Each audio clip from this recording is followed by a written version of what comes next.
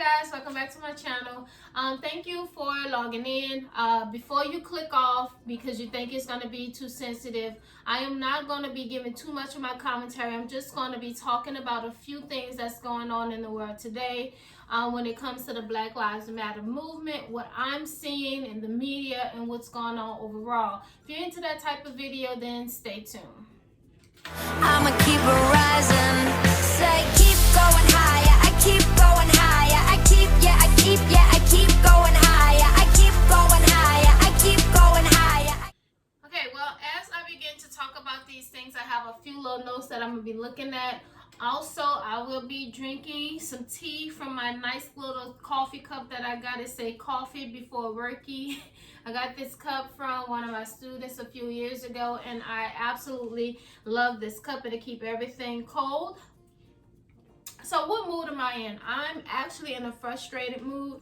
I'm in a very, very frustrated mood, and that mood is because I am looking at everything that's going on in the media with you all, and I've been knocked out, like laid up on the couch, like not wanting to get up, just feeling real dilapidated and not understanding what's going on in the world. There's so much going on right now, even with the epidemic going on and the civil rights movement called Black Lives Matter. It's just so much that's happening right now, and it's a lot on your mental. So right now my mood is frustrated. Why am I frustrated? I'm frustrated because of a variety of people that's been speaking out, in the backlash that they're getting, and they have been signing themselves up for cancellation. And I'm not a proponent of, okay, you say the wrong thing at this time and you're canceled per se. However, I am an advocate of you cannot unring a bell. And what I mean by that is if you say something, an apology a little bit later does not eradicate or erase what you actually said in these very delicate moments. It's a lot of violating what's going on when it comes to the movement. People saying all kinds of things, and then they go and they apologize. And I'm really wondering if you all are believing their apologies. Like, one person in particular I'm going to talk about is Shekinah Joshi. Got on her live and she was talking about people messing up the stores and looting the stores and Gucci this and crying and like had real tears about it. And people got on her, and they really was saying how silly she sounded, worrying about Gucci and this and that. She defended herself when it came to saying, you know, she really wasn't talking about Gucci per se. She really do feel like there's a lot going on, but actually looting and going crazy about it is not the answer, and that's how she felt. So I'm really wondering if you guys believe that that's exactly what she mean. Also, Trina got on her radio station, and her and Trick was talking about what was going on, and she was very snide with him, saying, you know, I work every day. I understand, but those guys or whoever doing that are some monkeys, some clowns, some pretty much some savages, and just generalizing everybody that's involved in what's going on, as opposed to having those people who are being peaceful and those people who are being agitators towards more of a volatile manner. She didn't clarify that. She just was going off saying that they some monkeys running around doing this and doing that, and they need to stop. And she came back and she apologized for that. She said in no way she's insensitive, trying to be insensitive to what's going on.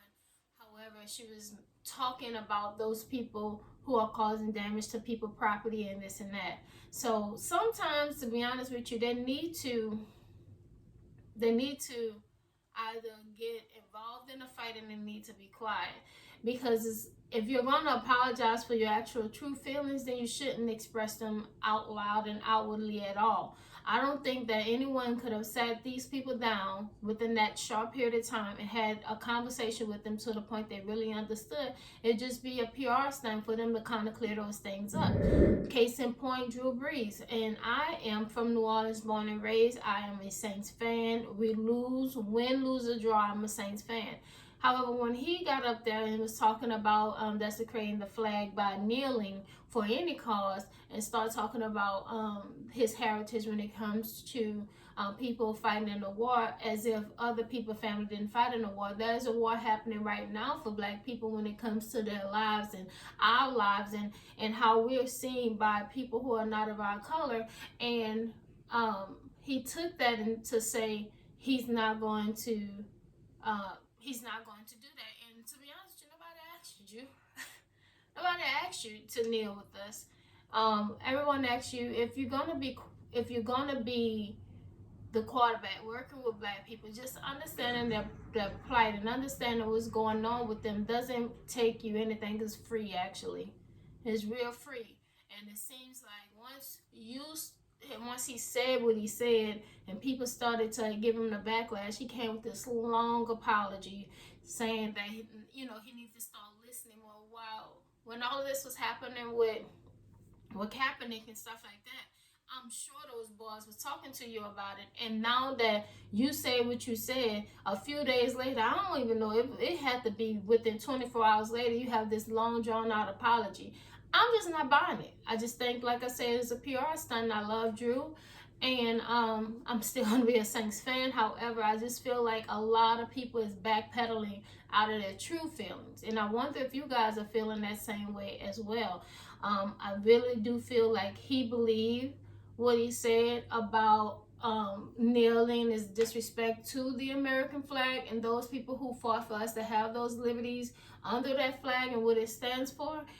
And I do believe that you cannot understand what people are going through when it comes to social or economic injustice when you're a rich white man.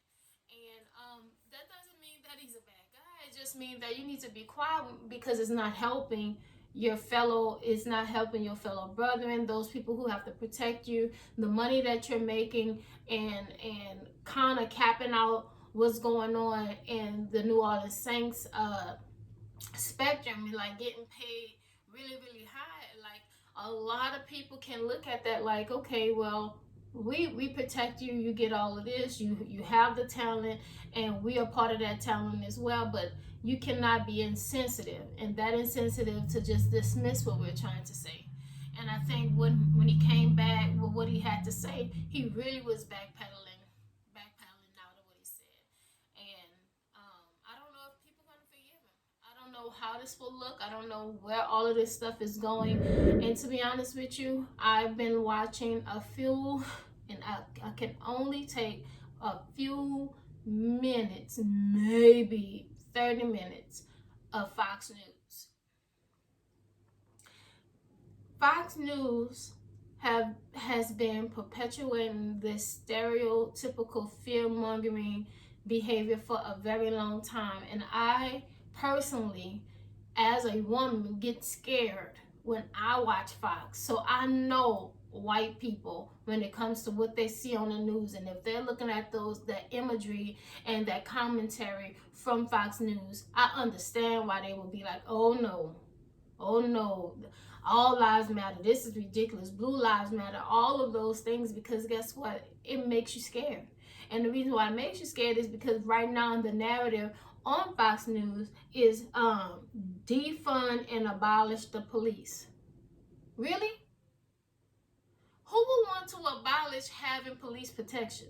Who wants to abolish having these guys funded and having people go to work and having people to protect and serve and to, when something happens, you have the police that's there? Who would want to live in a society where you don't have those people governing the place? The problem is those who are governing are not treating all citizens the same. That is the problem. And because they don't see the problem and they don't have to experience that problem, they think that it's not a problem, and that is the problem. That is the problem. No one have a problem with the police. We have a problem with bad police who point out things for a certain race or look at people of a certain race a certain way, and then they act upon it, and then nothing happened. It's just like if the shoes were turned and this was a black society and all black people were signaling it out, white people for this and white people for that, they'll feel the same type of way. That's just what's going on. It don't have anything to do with eradicating blue lives. It don't have anything to do with eradicating police. It don't have anything to do with that. You just have to be a little bit more sensitive to what's going on towards the black community, and that is what this movement is about. And getting those laws that typically will protect people from signaling those people out and performing heinous acts toward them, and arresting them in a certain manner, and not identifying themselves, and putting their knee on people's neck. And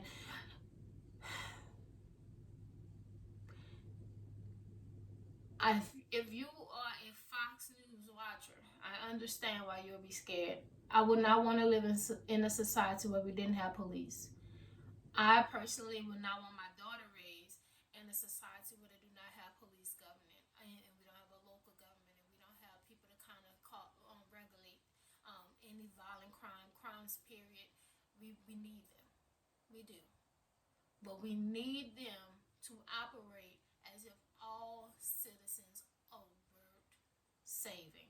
All citizens are worth respect. When you blatantly put your whole body on someone's body and actually put your knee on someone's neck for almost 8 to 9 minutes, you cannot tell me that, oh, you care about this person's life. You don't. You don't. And that's the problem. If you wouldn't have done that to someone that looked like your uncle, that looked like your dad, that looked like Joe Brown from down the street, that looked like your cousin Edward, your cousin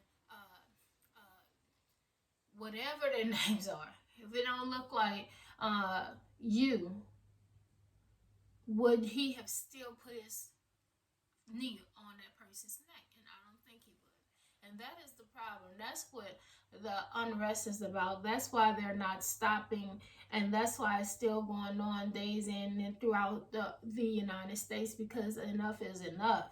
And I don't believe in looting. Don't get me wrong. If someone start looting around here, people start running around the neighborhood and throwing glasses and breaking this and that, I would be scared. I really would. Would I understand what's going on? I probably would understand. I'd still be scared. I still would feel like my life is in danger. So no, that part of what's going on, I can do it out. However, all the protests where you have people that's being put under a curfew, because there is still an epidemic out there putting under curfew, and then if they don't go by a certain time, they're getting rushed by police and handled a certain way and trampled over and this and that. That causes a whole lot of hurt and pain as well. Way more than someone breaking a window to a drugstore and getting some candy out of it. You know, it just seemed like our priorities as a nation are twisted, and what we care about sometimes is twisted. And I really think a lot of people are tired of it, and I know I am. I'm tired of it. I'm tired of seeing it. I'm tired of hearing about it, and I just really wish from this there will be the change that happens that will bring about an effective equality for us all. All lives do matter, but until Black lives matter, all lives can't matter. Do you understand that? And that's what we're trying to say. We need our lives to matter as well. Black lives matters too. That's it. Not only two. I'll talk to you guys later. No, we can get into this very heavy, but the way my emotions set up, like I said, I'm just frustrated, and I just hope that we can get to a better place as a nation overall, and come together for positive things, and get the necessary change and legislative happening. Okay? Talk to you later, guys. Bye.